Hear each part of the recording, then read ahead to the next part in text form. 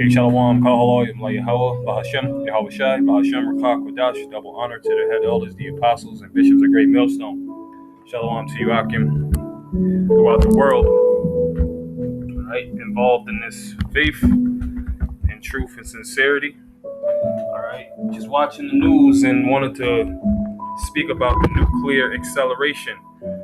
And I got these scriptures, and Lord willing, you'll be edified on them. Because we're living in some serious times, man. Just watching RT, and what's going on is Iran is enriching their uranium, and at the present moment, all right, earlier in the week, there's some skirmishes going on between Iran and America through OPEC, and it's not looking good through this tyrant, all right, president here in the U.S. So without further ado, is Deuteronomy 32:41. It says, "If I whet my glittering sword and make my hand take hold on judgment, I will render vengeance to mine enemies and will reward them that hate me." You see that? And who is this? What is this referring to?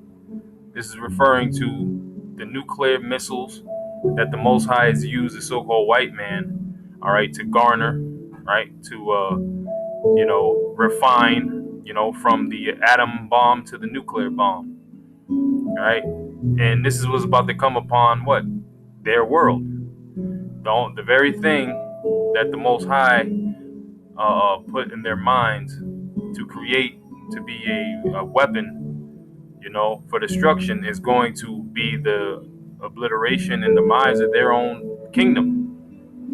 All right. And we're not just dealing with America. Mainly it's America, but the kingdom of Esau, Edom, which is the 7 heads and the 10 horns. All right. The Lord said, "I will render vengeance to mine enemies and will reward them that hate me." And that deals with the Edomites, Moabites, Ammonites, Hamites, Ishmaelites, and the list goes on. The heathen nations and 2/3 of you blacks, Latinos, and Native Americans. Yep. Job 20:25. "It is drawn and cometh out of the body." And what is this dealing with? It's dealing with the silos. Okay, just like the scriptures refer to this glittering sword as an arrow.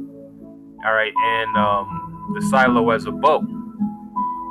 Okay, you go to 2 Ezra 15, where it speaks about when a mighty archer shooteth, the arrow, it don't return back unto him, but it goes into that destination. Yeah, the glittering sword cometh out of his gall. Terrors are upon him. And that's right. Dealing with this Edomite, terrors are upon this devil, because he is being exposed for what he truly is. All right? Get through these scriptures. Ezekiel 21:28. "And thou, son of man, prophesy and say, Thus saith the Lord Yahweh Ba'ashem Yahushai concerning the Ammonites, and concerning their reproach. Even say thou, the sword is drawn, for the slaughter it is furbished, to consume because of the glittering." Check that out. And when you look at a nuclear missile, it has a thing called a propeller or a rocket that shoots it from one side of the world to the other side. They call these things intercontinental ballistic missiles. All right. So this is the Most High Yahweh Ba'ashem Yahushai is doing, all right, on the mind of the Edomites and their kingdom and their world. This thing is, leading into the determination of Yahweh Ba'ashem Yahushai to gather the nations. For he mustereth the host of the battle. All right, Nahum 3:3. "The horseman lifted up both the bright sword and the glittering spear." See, there is no such thing in these times that the prophets wrote this as glittering swords and bright glittering spears. This is dealing with the prophecy of the nuclear missile. "And there is a multitude of slain and great number of carcasses." Go to Joel, the 2nd and 3rd chapter. "And there is none end of their corpses. They stumble upon their corpses." Jeremiah 25. "The slain of the Lord is going to be from one end of the earth even unto the other end." It's called Yahweh Ba'ashem Yahushai.